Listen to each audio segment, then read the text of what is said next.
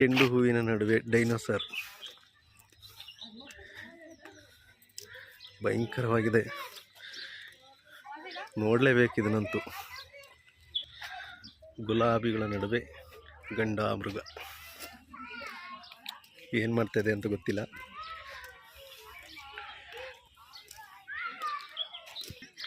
ಅಪ್ಪಿ ತಪ್ಪಿ ಯಾವುದಾದ್ರೂ ಹೂಗಿಡನ ಇಲ್ಲಿ ಮುಟ್ಟಿದ್ರೆ ನೀವು ಸಿಗಾಕೊಂಡ್ರೆ ದಂಡ ಹಾಕ್ತೀವಿ ಅಂತ ಬೇರೆ ಬರ್ತಿದ್ದಾರೆ. ಯಾರು ಹಾಗೆ ಅಂತ ಪ್ರಯತ್ನಕ್ಕೆ ಕೈ ಹಾಕ್ಬಿಡಿ, ನೋಡ್ಕೊಂಡು ಎಂಜಾಯ್ ಮಾಡಿ.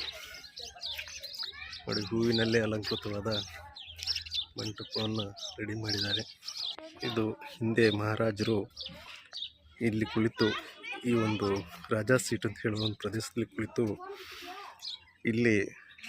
ಇಲ್ಲಿಂದ ಸೂರ್ಯಾಸ್ತವನ್ನು ನೋಡ್ತಿದ್ರಂತೆ.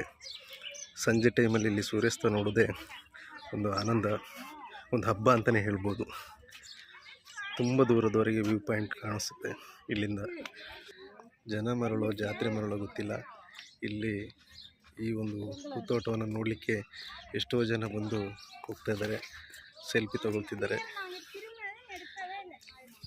ವಾವ್, ನೋಡಿ ಹುಲ್ಲು ಹಾಸಿನ ನಡುವೆ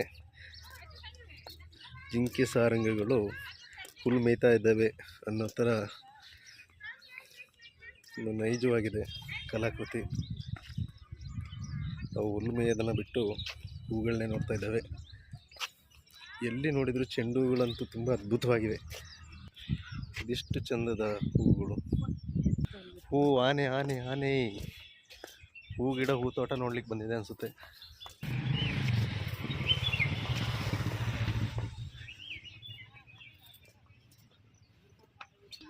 ದೂರಿಂದ ನೋಡಿದರೆ ಒಂದು ಆನೆ ಮರದಡಿ ನಿಂತ ಹಾಗೆಯೇ ಕಾಣಿಸುತ್ತೆ. ಬಹಳ ಅದ್ಭುತವಾಗಿದೆ. ಈ ಒಂದು ಪುಷ್ಪ ಪ್ರದರ್ಶನ ನೋಡೋದು ನಿಜಕ್ಕೂ ಚೆಂದ ಇದೆ. 20 ರೂಪಾಯಿ ಟಿಕೆಟ್ ಮಾಡ್ತಾರೆ ಒಬ್ಬರಿಗೆ, ಅದೆಲ್ಲ ಸರಿ. ಆದರೆ ಒಂದಂತೂ ಬೇಜಾರು, ಇಲ್ಲೊಂದು ಅರ್ಧ ಗಂಟೆ ಒಳಗೆ ನೀವು ಇದನ್ನೆಲ್ಲ ವೀಕ್ಷಣೆ ಮಾಡಬಹುದು.